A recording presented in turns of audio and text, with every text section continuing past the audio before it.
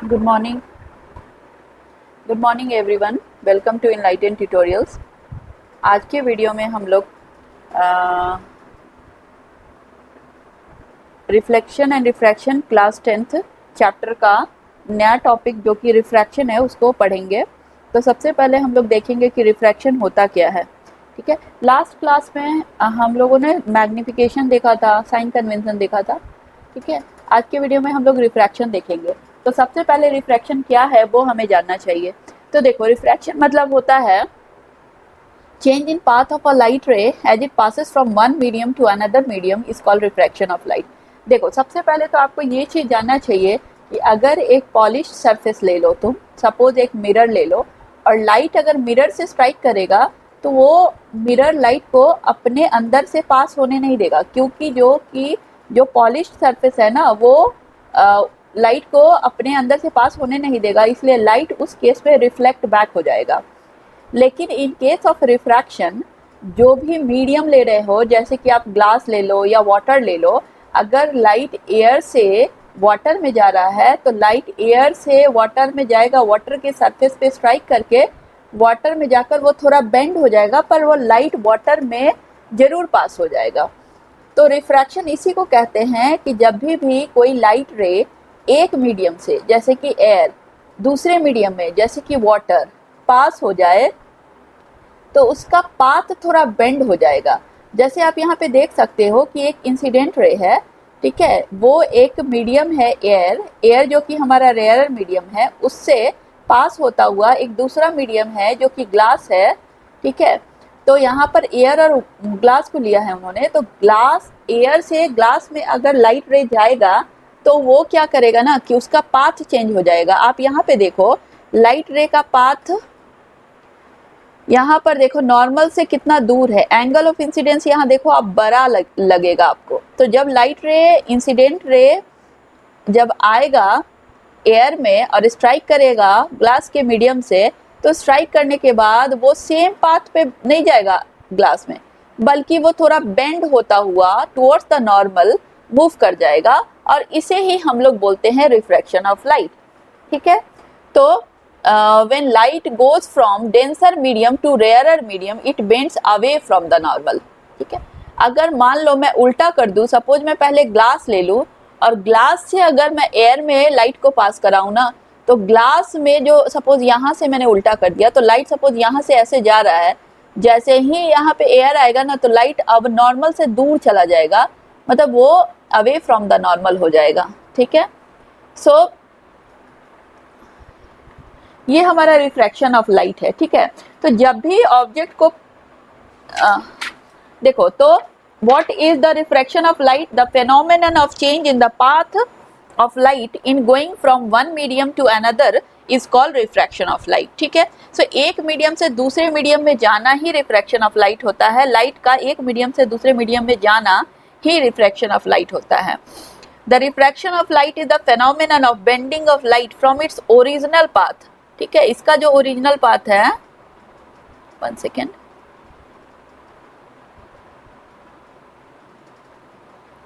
इसका जो original path है, इस ओरिजिनल पाथ से बेंडिंग होना लाइट का। ठीक है, the refraction of light is the phenomenon of bending of light from its original path on entering another medium. Right, the refraction occurs at the boundary of the two media. ये दो media के boundary हैं और इसी media पर refraction अकर होगा। ठीक है, ठीक है, सो देखो, अगर यहाँ पे ये एक प्लेन हम ले रहे हैं, यहाँ पे ये एक प्लेन है हमारा, ठीक है, ये अब हमारा एक प्लेन है।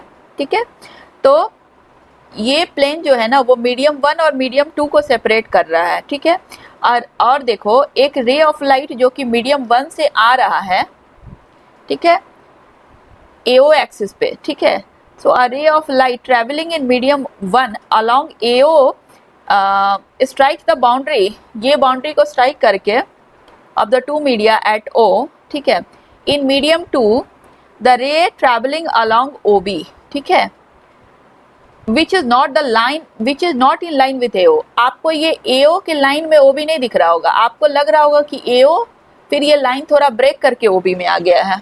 ठीक है। So this is not in line with AO, OB is not in line with AO, ठीक है। अब देखो, the ray travelling along AO bends towards normal, आपको AO के जो रे आ रहा था ना वो नॉर्मल की तरफ आपको बेंड दिखेगा, NO एंड डैश हमारा नॉर्मल है, ठीक है, and goes along OB। This change in the path और bending of the light occurs at point O पे आपको दिख रहा है ये bending, that is the light is refracted at O। Light कहाँ पे रिफ्रैक्ट हो गया है? O पॉइंट पे, when it goes from medium 1 to medium 2, ठीक है। So AO is the incident ray, OB is the refracted ray, ठीक है, and O is the point of incident at which the refraction occur, ठीक है, and NO and dash is the normal to the surface, ठीक है, this surface NO and dash is normal to this surface separating the two media, ठीक है। So the angle at which incident ray AO makes an angle with the normal NO and dash is the angle of incidence. Okay, so angle AON is the angle of incidence, right? And the angle which the refracted ray makes with the normal is called angle of refraction. So angle BON dash is the angle of refraction. Okay, so in case of reflection, angle of हम लोगों ने देखा है कि जब angle reflection का case आता है तो एंगल ऑफ इंसिडेंस और एंगल ऑफ रिफ्लेक्शन हमेशा इक्वल होते हैं, ठीक है। But in case of refraction, angle of refraction is never equal to the angle of incidence. आप यहाँ पर भी देख लो, incident angle of incidence greater है एंगल ऑफ रिफ्रैक्शन से, ठीक है। So one may be smaller than the other or larger than the other. The angle of refraction R is smaller than the angle of incidence, indicating that the ray bend towards the normal in going from medium 1 to medium 2. अगर angle of incidence बड़ा है और angle of refraction छोटा है, इसका मतलब कि light bend हो गया है towards the normal। मतलब क्या कि light rarer से denser medium में जा रहा है, ठीक है। अब देखो क्या causes हैं refraction के, यहाँ पे देखिए, देखो यहाँ पे देखो, when light rays go from rarer to denser medium, it bends towards the normal। देखो rarer से denser में अगर जा रहा है तो ये normal की तरफ bend होगा, but when light ray goes from denser to rarer medium, it bends away from the normal, ठीक है।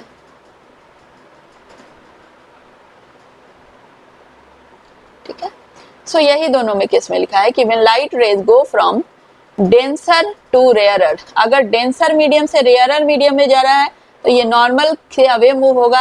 एक्चुअली फिगर ही उल्टा हो गया है, यहाँ पे हमें rarer to denser ड्रॉ करना था। Okay, this is rarer to denser, so the statement is उल्टा।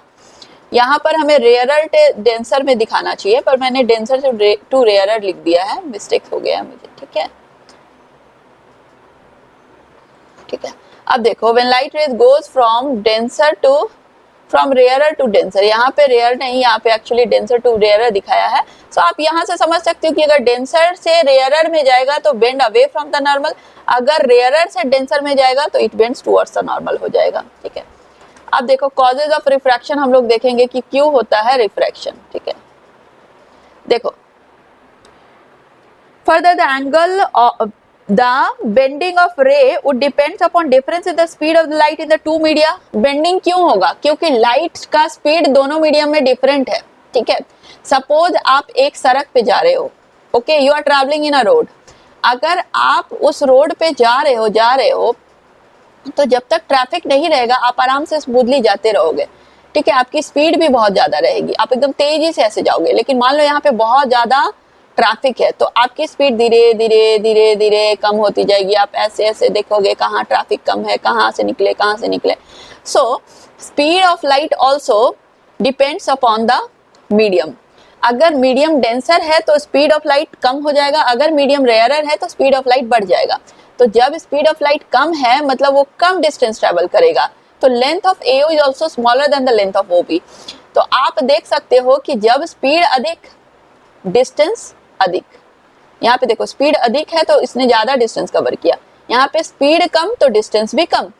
तो it depends upon the media, whether the media is denser और rarer. If the media is denser, means the speed of the light will be less. So the distance covered by the light is also less. So the light will bend towards the normal. But in case where the media is rarer, the speed of the light will comparatively be more, and as the speed is more, so the distance covered by the light is also more in the rarer medium, right? So ये हमारा पहला cause है, ठीक है. Second है कि larger the difference in the speed of the light, greater will be the angle of bending and vice versa. जितना ज्यादा स्पीड होगा ना उतना ज्यादा बेंडिंग होगा. अगर मान लो कि स्पीड मतलब कि डेंसर से रेयरर में आ रहा है, तो डेंसर में स्पीड कम था, रेयरर में स्पीड बढ़ गया, तो जितना ज्यादा स्पीड बढ़ा उतनी ज्यादा बेंडिंग हो गई, ठीक है. अगर मान लो स्पीड बहुत तेजी से बढ़ा है तो इसका एंगल ऑफ रिफ्रैक्शन बहुत ज्यादा बढ़ जाएगा. स्पीड थोड़ा चेंज हुआ है तो एंगल ऑफ रिफ्रैक्शन और एंगल ऑफ इंसिडेंस में भी कम ही डिफरेंस होगा, ठीक है. For example, light will bend through the larger scale in going from air to glass than in going from air to water. अब देखो, अगर मैं air to glass की बात करूं, एक सेकेंड, 1 सेकेंड,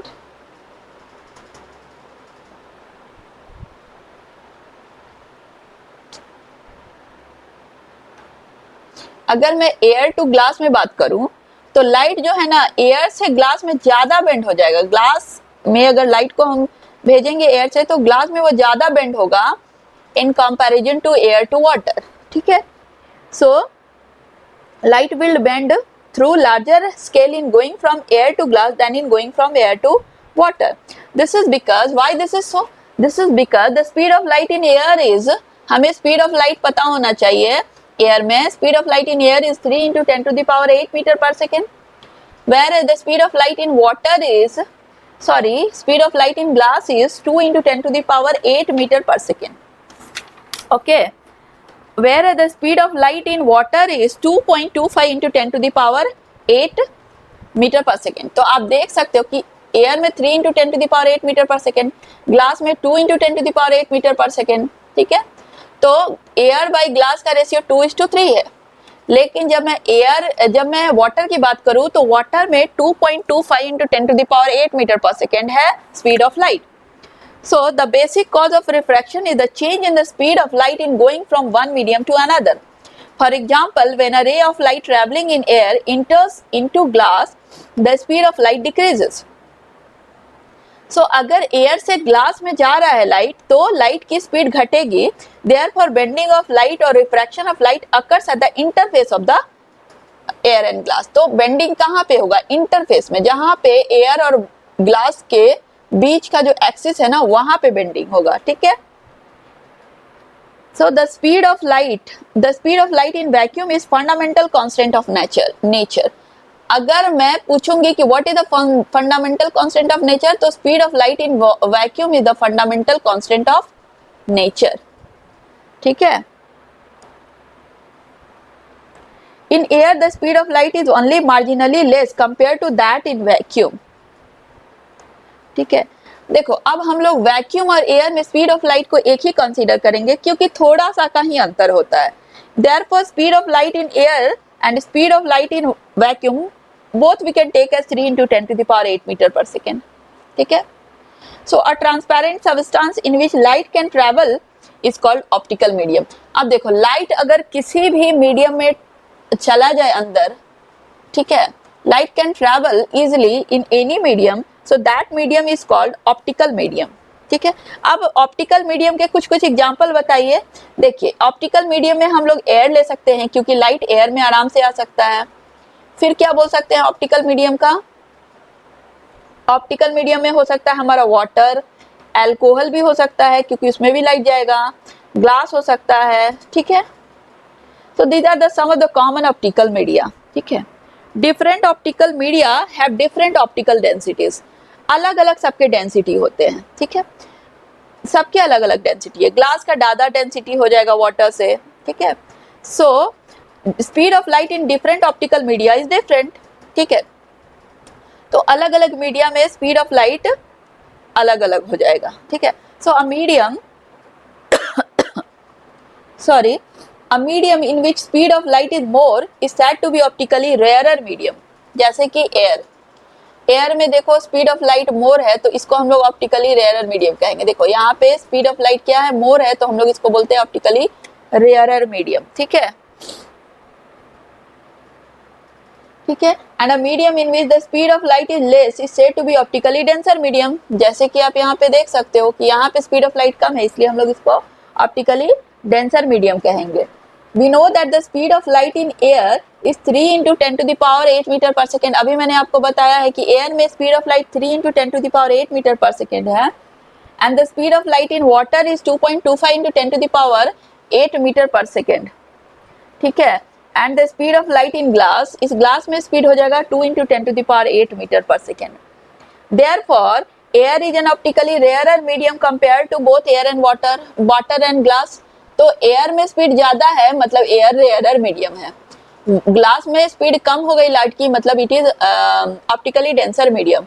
वाटर में भी स्पीड कम हो जाएगी in comparison with the air, so water is also optically denser medium in comparison with the air. ठीक है, so on the basis water is optically denser than air but optically rarer than glass. ठीक है, तो water का 2.25 है, 2.25 into 10 to the power 8 metre per second है speed of light water में, सो और ग्लास में 2 into 10 to the power 8 metre per second है, so water is optically rarer than the glass, right, and the glass is optically denser than both air and water. ठीक है, अब देखो the optically rarer and denser media has been redefined in terms of absolute refractive index. अब हमें आगे absolute refractive index को पढ़ना है, तो थोड़ा थोड़ा हम लोग एब्सोल्यूट रिफ्रैक्टिव इंडेक्स के बारे में जानेंगे। ठीक है, अब देख लेते हैं यहाँ पे क्या लिखा है थोड़ा, causes of refraction. As we know that the speed of light is different in media, therefore more in rarer medium and comparatively less in denser medium. तो स्पीड ऑफ लाइट अब देखा, मैंने आपको बताया है कि रेयरर मीडियम में बहुत तेजी से जाएगा लाइट, और डेंसर मीडियम में स्पीड कम हो जाएगी। So when the light enters a denser medium its speed reduces and it bends towards the normal, and when it enters the rarer medium speeds increases and it bends away from the normal. आप यहाँ से देख सकते हो कि ये rarer medium है, air में है, और एयर से जैसे ही वाटर में गया है इसकी स्पीड क्या हो गई है, कम हो गई है, तो ये नॉर्मल की तरफ बेंड हो गया है। ठीक है, same here, speed of light ऐसे जा रही थी, डेंसर मीडियम में गया तो स्पीड क्या हो गया, इसकी कम हो गई, तो it will bend towards the normal, और फिर से स्पीड ऑफ लाइट बढ़ गई, क्योंकि ये ग्लास से एयर में आ रहा है, तो क्या हो गया, स्पीड बढ़ गई है in the case of the light coming from the denser to rarer medium. ठीक है, इन्होंने इतना ही लिखा है। ठीक है, अब देखो refraction through the glass slab, इसको हम लोग अगले टॉपिक में पढ़ेंगे। ठीक है, आज हम रिफ्रैक्टिव इंडेक्स देखेंगे अभी पहले, फिर हम लोग रिफ्रैक्शन थ्रू ग्लास स्लैब देखेंगे। ठीक है, तो क्या होता है रिफ्रैक्टिव इंडेक्स, देखो रिफ्रैक्टिव इंडेक्स मतलब होता है क्या, पहले हमें वेलोसिटी ऑफ लाइट समझना चाहिए। देखो वेलोसिटी ऑफ लाइट क्या है ना, कि रेयरर मीडियम से अगर डेंसर मीडियम में लाइट ट्रेवल करेगा, तो रेयरर मीडियम से अगर डेंसर में ट्रेवल करेगा तो टुवर्ड्स द नॉर्मल चला जाएगा डेंसर मीडियम में। ठीक है, तो स्पीड ऑफ लाइट डिक्रीज हो जाएगी डेंसर मीडियम में। अगर डेंसर से रेयरर में जाएगा ना, तो स्पीड बढ़ जाएगी रेयरर मीडियम में, and it will bend away from the normal. ठीक है, तो अब देखो, अब हम लोग concept of refractive index of an optical medium के बारे में पढ़ेंगे। ऑप्टिकल मीडियम आप अच्छे से जान चुके हो, वैसा मीडियम जिसमें कि लाइट आराम से ट्रेवल कर सके। ठीक है, अब देखो the refractive index of a medium is defined as the ratio of speed of light in vacuum and the speed of light in medium. तो लाइट का स्पीड वैक्यूम में in comparison to the speed of light in medium, इसी को हम लोग बोलते हैं refractive index of medium, या फिर absolute refractive index of medium, दोनों बोल सकते हैं, और इसको हम लोग इस सिंबल से डिनोट करते हैं। ठीक है, चलो, तो speed of light in vacuum by speed of light in medium. ठीक है, अब देखो at the speed of light in air is almost equal to the speed of light in vacuum, therefore absolute refractive index of medium is equal to speed of light in air by speed of light in medium. ठीक है, अगर मैं पूछ रही हूँ absolute refractive index of glass, तो तुम बोलोगे कि speed of light in air by refractive index, speed of light in glass. ठीक है, सो ये तो हमारा था absolute refractive index of glass का।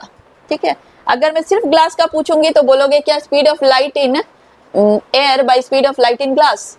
अगर मैं सिर्फ वाटर का रिफ्रैक्टिव इंडेक्स पूछूंगी, absolute refractive index of glass या फिर absolute refractive index of water, तो बोलोगे speed of light in air या vacuum by speed of light in water. ठीक है, so speed of light in ये हमारा हो गया रिफ्रैक्टिव इंडेक्स ऑफ ग्लास या फिर रिफ्रैक्टिव इंडेक्स ऑफ वाटर। ठीक है, अब देखो मैं अगर रिफ्रैक्टिव इंडेक्स ऑफ ग्लास आपसे पूछूं तो आप पता है क्या बोलोगे?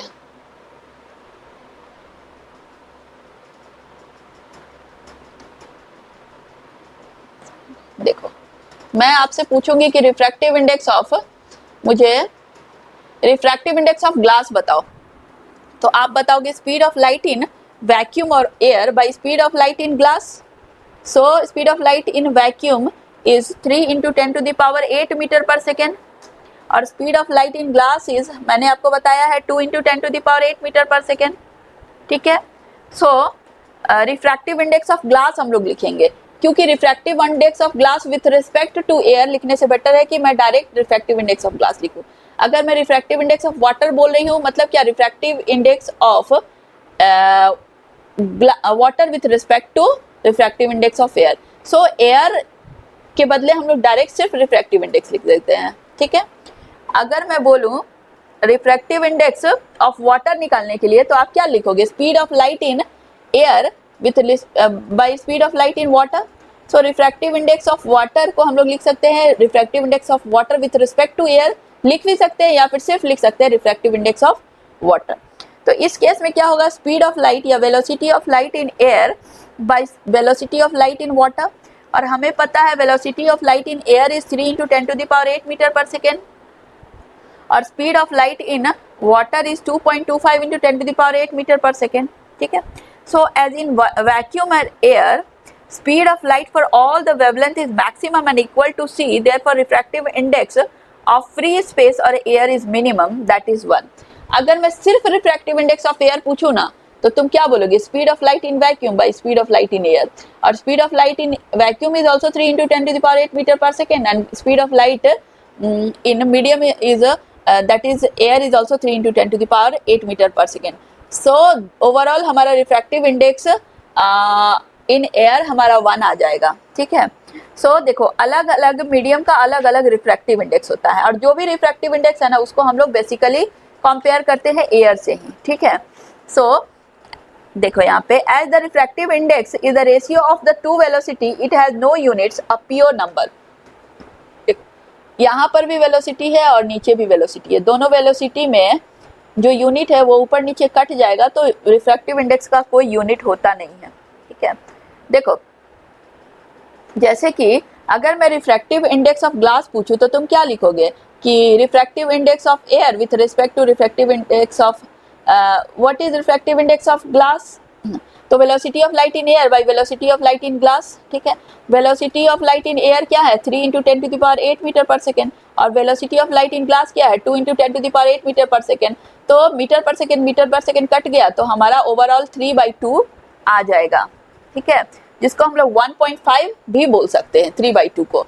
सो रिफ्रैक्टिव इंडेक्स ऑफ ग्लास हमारा क्या आ जाएगा? 3/2 या 1.5। आपको ये याद करना होगा, या फिर पूछेंगे तो आप निकाल कर बता सकते हो।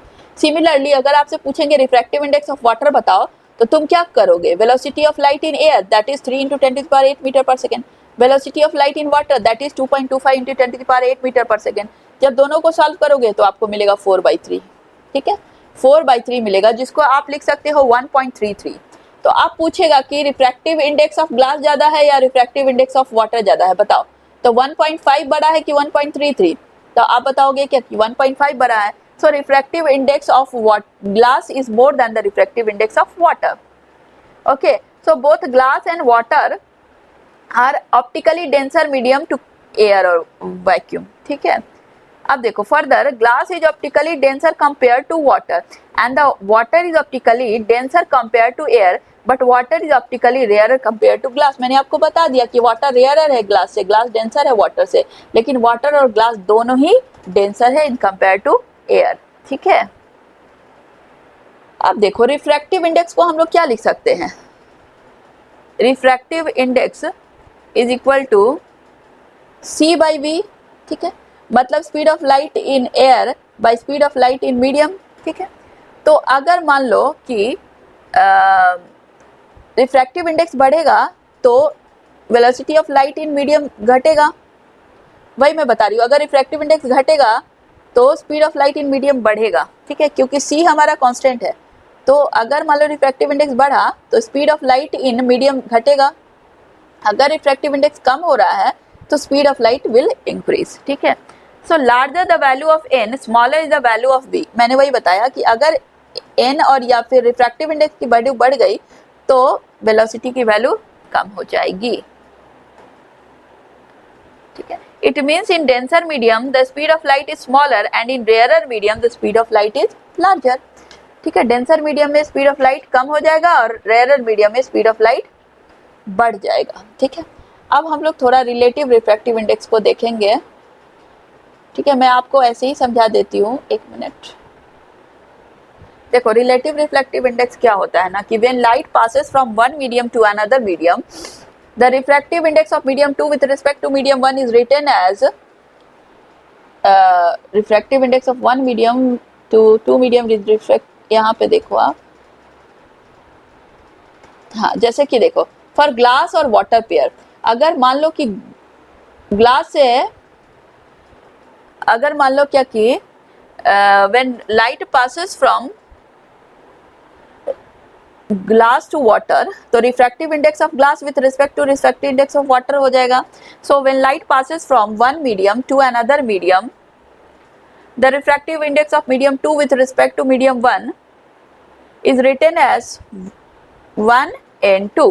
ठीक है, and is called as relative refractive index. अब तक हमने एब्सोल्यूट रिफ्रैक्टिव इंडेक्स बार बार पढ़ा है, अब मैं थोड़ा रिलेटिव रिफ्रैक्टिव इंडेक्स बताऊंगी। तो यहाँ पे देखो refractive index of glass with respect to water है, तो यहाँ पे आप लिख सकते हो refractive index of glass with respect to air by refractive index of water with respect to air. तो आप क्या लिख सकते हो, speed of light in air by speed of light in glass divided by speed of light in air by speed of light in water, ये लिख सकते हैं ना। So speed of light in, ठीक है, तो similarly refractive index of medium 1 with respect to medium 2 that is, इसको हम लोग क्या लिख सकते हैं, n1 by n2 is equal to refractive index of light, refractive index speed of light in air by speed of light in glass by speed of light in air by speed of light in water. ठीक है, तो यहाँ पर c by v1 divided by c by v2 लिख सकते हैं। सो आप देख सकते हो c कट जाएगा तो v2 बाई v1 आ जाएगा। ठीक है, तो वही इसने बताया है कि refractive index of medium 2 with respect to medium 1 is equal to speed of light in medium 1 with respect to medium 2। ठीक है, समझ गया। अब मान लो कि मैं पूछ रही हूँ कि refractive index of air with respect to glass क्या होता है, तो हमें पता है कि refractive index of air with respect to glass हमारा क्या हो जाएगा, speed of light in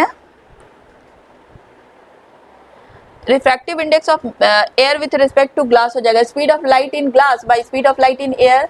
so speed of light in glass 3 into 10 to the power, speed of light in glass is 2 into 10 to the power 8 metre per second और speed of light in air 3 into 10 to the power 8 metre per second है। So 10 to the power 8 10 to the power 8 cut जाएगा तो हमारा 2/3 आ जाएगा। ठीक है, similarly refractive index of water with respect to air, अगर मैं वाटर का एयर से पूछूं तो तुम क्या बताओगे, speed of light refractive index of water with respect to air बोल रही हूँ अगर, तो तुम पहले speed of light in air by speed of light in water, पहले एयर फिर वाटर लिखोगे। ठीक है, तो स्पीड ऑफ लाइट